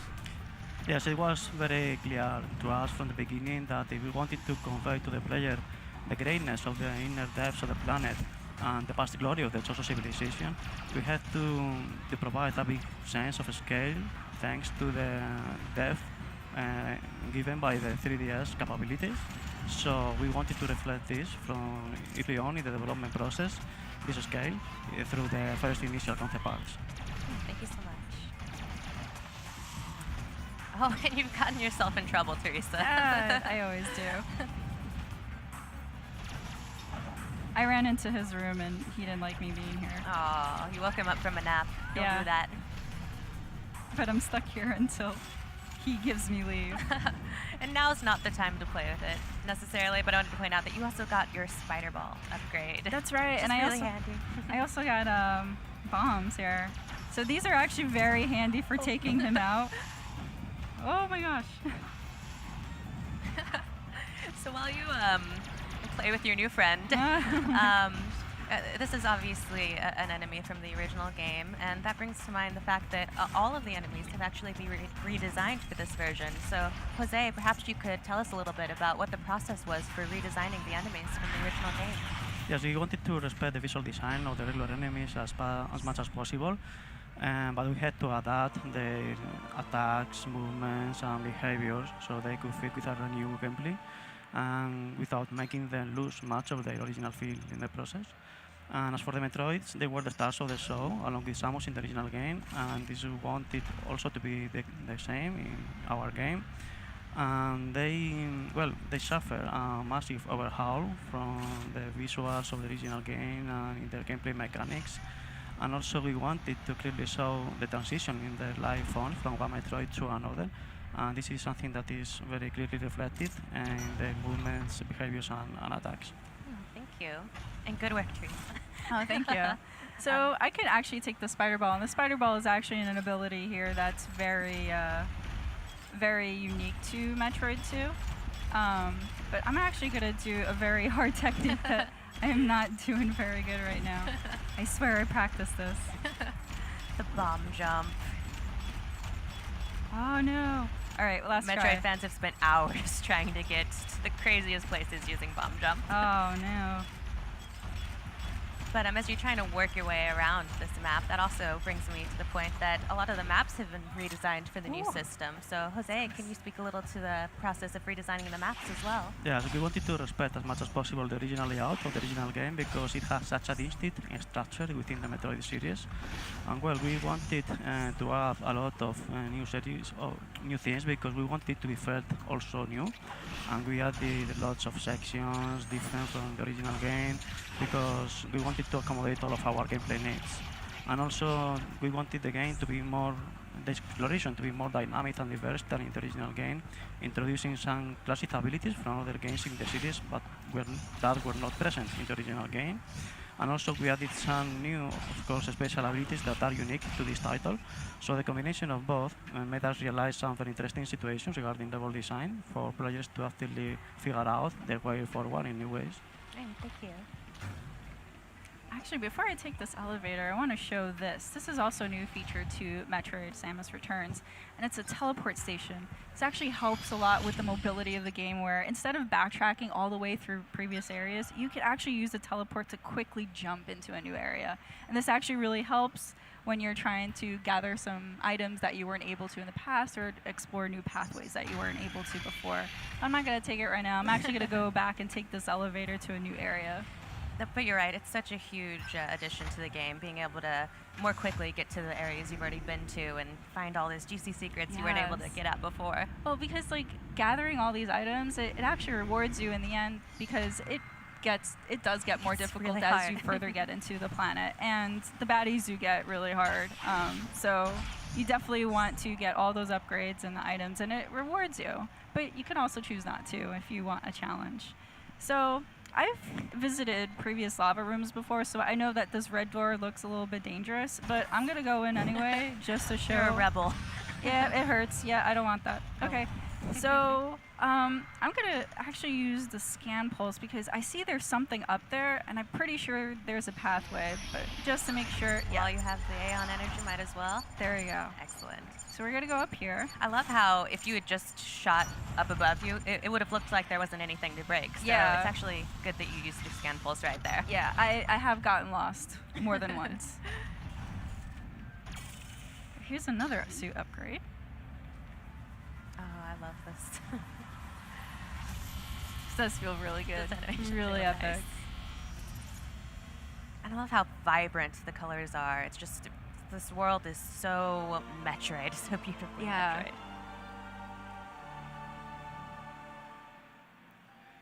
And it's just, again, it's really cool when the 3D feature is on because you get to see all the stuff that's happened in the background. But yeah, so I'm gonna go in here. You know, Samus has her classic suits. Yeah, her various suit.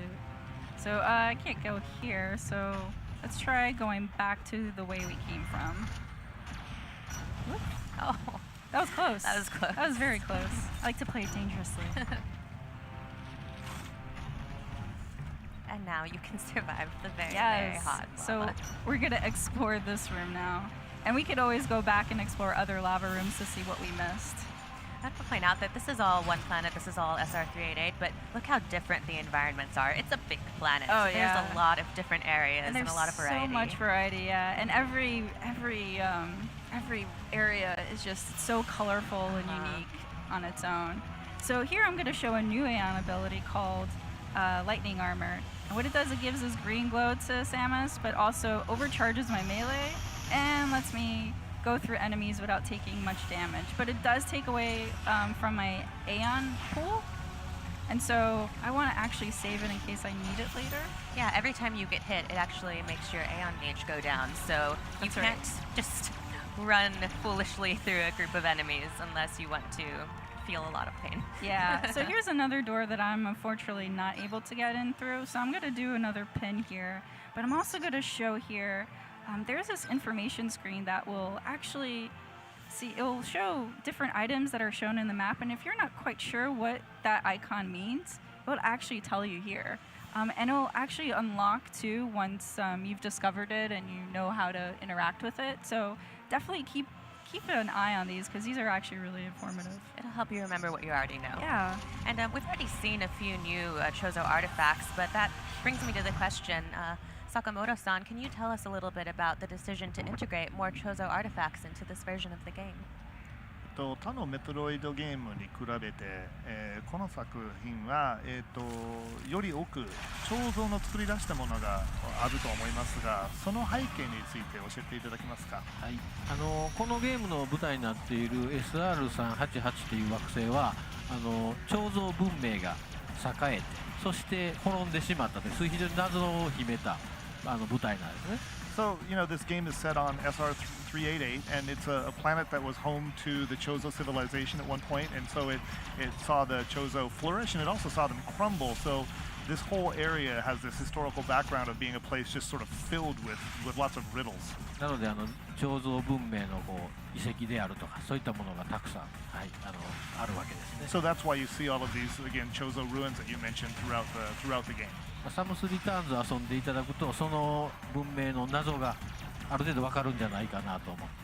And I think if you get a chance to play Samus Returns, you might find some of the answers to the riddles that the Chozo civilization left behind. What a tease he is. さらに謎が深まるんじゃないかなと。But it is possible that there may be some new and more intriguing riddles introduced through the game as well. Oh, fine. I guess everyone's just gonna have to wait and see. ネタバレしないようにね、はい、自分で皆さん頑張ってプレイしてもらいたいですね。And Teresa, you've gotten yourself into trouble again.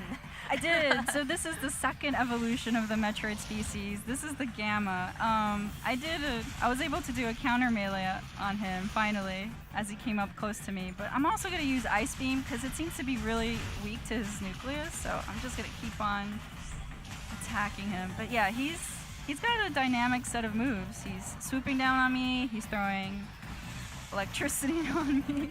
But that's a good point. If you're ever fighting an enemy or a boss and your weapon of choice doesn't seem to be making a big dent, try one of your other weapons or abilities because they might be a little more successful.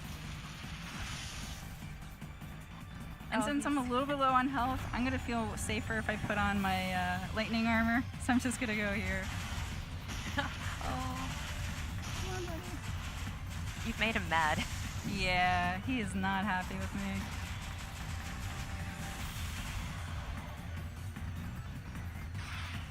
Just gonna throw this out there. Those spider legs are really creepy. Yeah, I'm not a fan of spiders, so yeah, this guy creeps me out. Oh, he's turned red though, so you're doing well. Yes, almost there. I should be almost there. And that's another kind of visual indicator to show you that you're getting closer to making mincemeat of this guy. Yeah, and there's all those audio cues too for when's the right time to oh boy. Oh. When's the right time to melee him? So it only happens when he goes down on the ground. But yes, I was able to successfully kill him. Good work. All right. Well, with that, I actually want to show another later area in the game because I think it'd be really cool to show the fans. So. Excellent. Let's do it.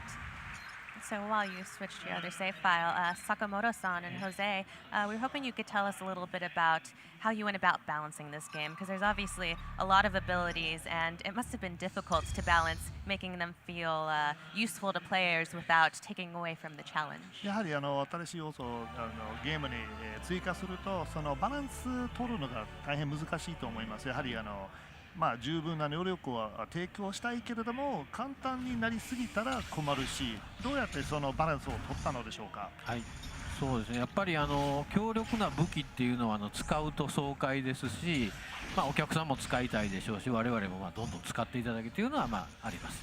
Well, of course, it feels great. It's exhilarating to use these really powerful and dynamic abilities, and players want to use them, and we want them to use them, of course.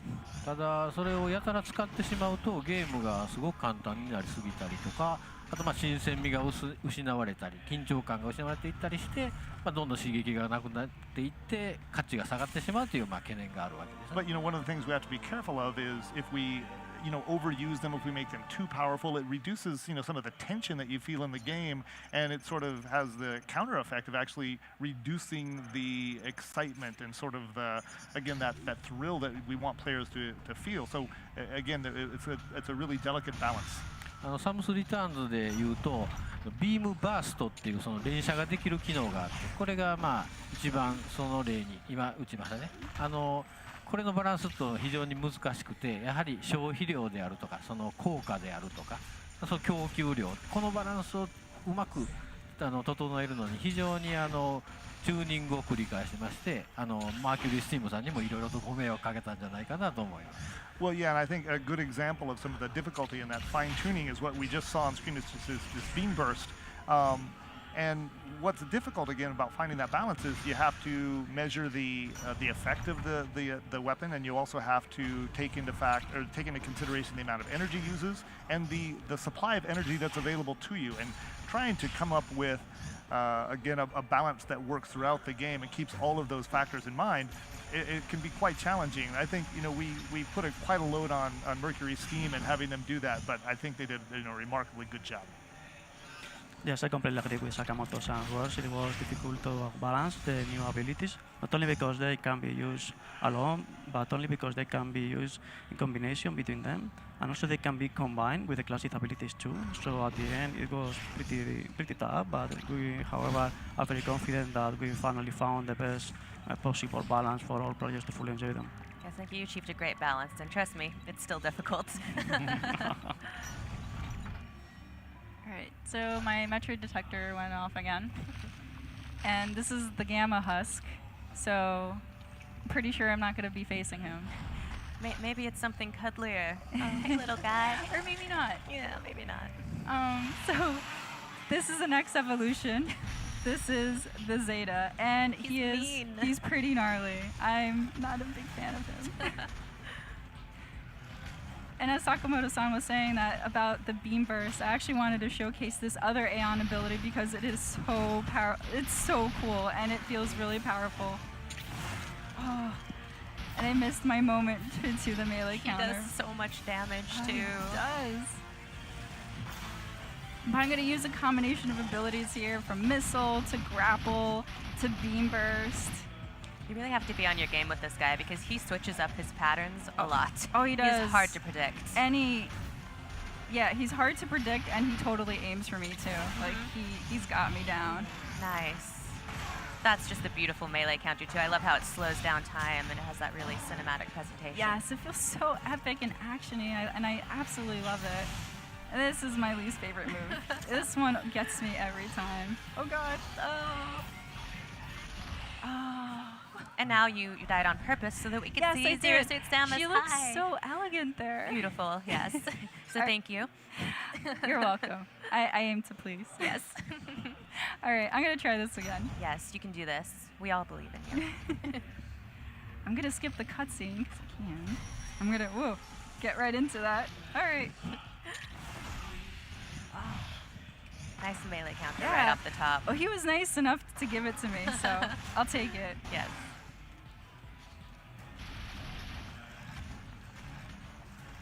Oh, no.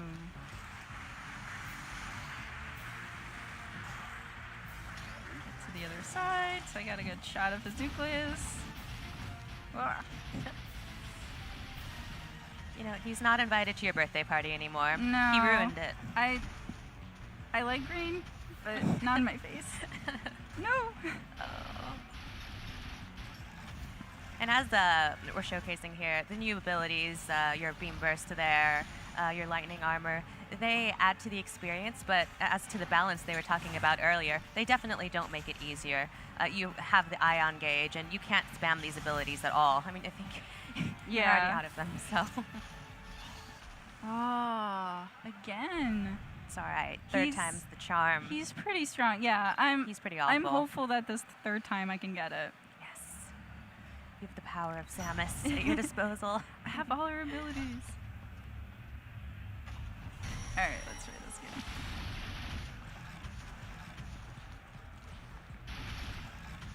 Oh, of course. Oh, I missed her. You missed me at that time. That was lucky.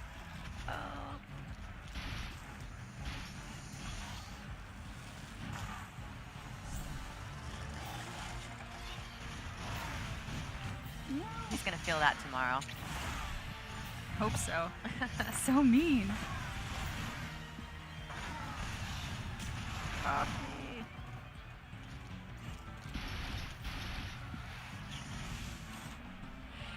That was your favorite. Oh god, I absolutely hate this ability.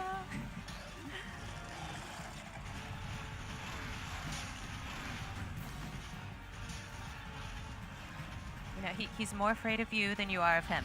Is Remember that. Is that really That's the case? truth. I don't think he cares much about me. Oof.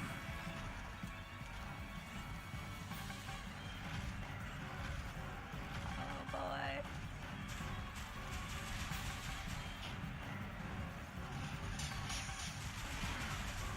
Just when you think you have a handle on it, he switches it up. Oh, yeah, I know. I always need to be on guard with him because it's never the same pattern or consistent at all. You're getting really close though. I think you can do this. Oh, I don't know. I got one bar left. Oh. No. No. Oh, so close. All right, I can do it. I can do this. I swear. We believe in you. This is the time. And he's not going to do that move that Maybe you hate over and over again. Maybe Sakamoto-san can give me some tips. 何かヒントありませんでしょうか。頑張ってください。 Good luck. That's all I get. No pressure having the creator of Metroid watching you. No.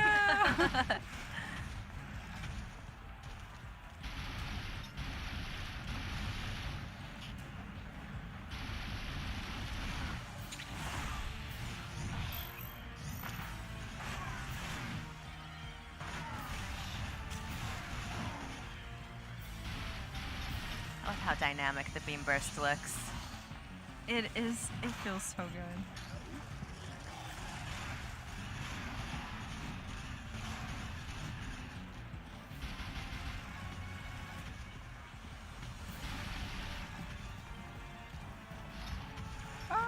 And I ran out of Aeon energy. Ah, that was my best one. Oh no. Gotta do it the old-fashioned way now. Oof. Missiles it is. Oh. Oh, that was close. Come at me. Come on. Just stay down. Yes. Oh, finished with the melee counter. That's beautiful. Yes. Well worth the wait. Thank you. Good work, Teresa. Well, that is all we have to show for game footage, but we do have some cool announcements to also show to the folks at home, so Yes. I'm really excited. Shall we? Oh, we shall. All right, so as you probably might have seen in the very beginning of the game, the surface area, amiibo functionality is active in this game. It does support the two Samus, the Zero Suit Samus and the regular Samus from the Super Smash Bros. Line, but there's also two new amiibo that we're so excited to show you guys. So we actually have them right here. I'm gonna ask you to hold, actually no, I'm gonna give you the honors of holding him because he's so awesome. My little friend. So you get the Metroid, and this is the best part. He's actually squishy. He's actually feels like a Metroid. It's so cool. And he's like breaking out of this little case and everything. Yep. And then you also have Samus, again, here, but she's in her classic Metroid 2 pose, and that is just so, so cool. Like, the amount of detail that's around her, it's just, it's so amazing. She feels so cool. And So, these yeah. are going to be great additions to my collection, maybe your collection. Oh yeah, definitely Yes. my collection. I'm a super big fan of Metroid. Yes. So we can't unfortunately tell you what the functionality is in this segment, but we will announce it at a later time. But we wanted to show you these because they're so, so cool. Yes. Yes. Yes, and before we go, yeah. we wanted to ask if Sakamoto-san and Jose have any final thoughts they'd like to tell our studio 最後に何か一言か何か発表したいこと何かありますでしょうかね。どうしたんですか？ Yes, I wanted to thank Sakamoto-san and Nintendo for relying on us to develop this new Metroid game. So thank you so much. Yeah. 私たちもマーキュリー・スティームさんというすごくいいパートナーに巡り会えて2D メトロイドの可能性をすごく広げることができて非常にハッピーです。Yeah, I think Thank you. We are very happy, of course, to have been lucky enough to team up with Mercury Steam on this project, and we really feel that the world, the potential for the 2D Metroid franchise has really just opened up for us a lot. So thank you so much. そしてもう一つあれですよね。お知らせがあるんですよね。 One other thing I'd like to talk about today. What is it? 実はまだ映画出ないんですか？実は今回のサムスリターンズではスペシャルエディションですね。特典付きのものも発売されます。Yeah, so we're going to launch and put on the market a special edition for Metroid Samus Returns. Oh, there it is. Oh, awesome. Oh, that's so pretty. So it also has on the cover the original pose from the Metroid 2 Return of Samus. So that's so cool. Yeah, and we've got a soundtrack there and reversible covers. So Yeah, that's so pretty neat. the soundtrack is actually called Samus Archives. It's a music CD and it has about, I think, 25 tracks. 25, yeah. Yeah, and it's just a collection of all the games that have come out so far for the Metroid series featuring our beloved heroine Samus, including this one. So I hope you guys really... I'm super excited for it, so I hope you guys are too, and it's really cool treat. Yes, thank you so much for telling us about that, Sakamoto-san, and thank you, Jose, as well. Thank you. All right. All right, so I think later today we're going to have a trailer. Oh, that's right. So one more treat for you all. So those of you that have a Nintendo 3DS at home, you're actually able to see the trailer that aired earlier today, and it actually, because you have a Nintendo 3DS, if you're able to put on the 3D functionality, you'll be able to see that 3D depth and display, and you'll just be able to see how isolated and cool and all that depth that's in Metroid. So we're really excited to have that available for you today, and you could download it for free on the Nintendo eShop. Yes, and thank you so much for tuning in. We were so happy to be able to show you Metroid Samus Returns. Thank you again, Sakamoto-san and Jose, for joining us and speaking with us. And please stay tuned. Next up, we have Mario plus Rabbids Kingdom Battle, so don't go anywhere. That's right. Thanks. Okay, at some point I need to stop restreaming this, guys. I mean... I'm with this as much as you are, but I need to stop restreaming this, guys. So I have no idea when that game's coming out. But I'm buying the hell out of it. Seriously, it looks surprisingly finished. Given how playable it was, and they showcased not just early stuff, but all the way up to what looks like the first Zeta battle. For those of you who don't remember, there were 3 Zeta Metroids back in Metroid 2, so... Yeah, that's a launch buy. We're doing a premiere run of it. Live with it. Oh, apparently the trailer said September 15th. I must have completely missed that. Hang on. September 15th. I don't care about the copy wrong. It's just I got work to do. I didn't think this would be going on this long. Unfortunately, I do need to go do YouTube stuff. I have no idea if I'm going to be capable of getting any of those amiibos. I do very much want to buy the Bowser Top Hat amiibo. Shouldn't have to explain why. And the Metroid amiibo and the Samus amiibo. All 3 of those are probably things I'm going to make an effort to procure. I don't know if I've told you this guys this before, but I actually like the concept of getting amiibos. It's just don't have money. Can I link this? Yeah, here you go. Here's a link to the stream. This is actually literally what I'm watching. That is literally what I have been restreaming here, is that actual video. So, yeah,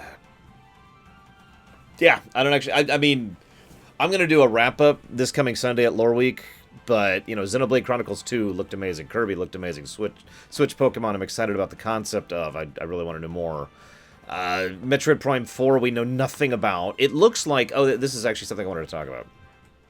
It looks like, by all accounts, that that this is not retro, despite the fact that in every way it looks like a retro game. It looks like the Shadows Castlevania Lords of Shadows developers, Mercury Steam, are the ones who are working on the Metroid 2 proper remake. So that means that if that is true, and all the information we have to date is accurate, which we don't know, but if all the information we have to date is accurate, then that means Retro is working on Metroid Prime 4, which is amazing. Anyways, then the new the Paper Yoshi game looks really awesome. Fire Emblem Warriors I'm at least interested in, especially since I've recently finally started getting into the Fire Emblem series.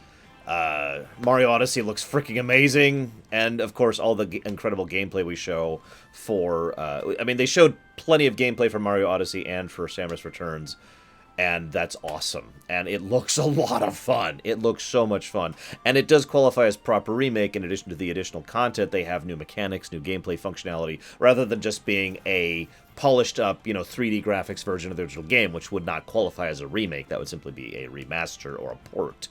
So I'm going to be losing a lot of money when all these games start coming out. Mario Odyssey comes out in October, Samus Returns comes out in September, and the rest of these are coming out later, but that's 2 games coming out later this year that I am extremely interested in. I am, of course, going to be accused of being a Nintendo fanboy, but those people can go to hell, because holy crap, I am excited about all of that. Wow. And I hate to just chop this off. I would love to keep streaming, but unfortunately, I do have to make YouTube videos. I didn't mean it like that. Unfortunately, I don't have time because of schedules to keep streaming, so I need to go make YouTube videos. So I'll see you around, guys. Probably see you Friday for the exploration, Saturday for Dark Souls 3, and then Sunday for Lore Week. So.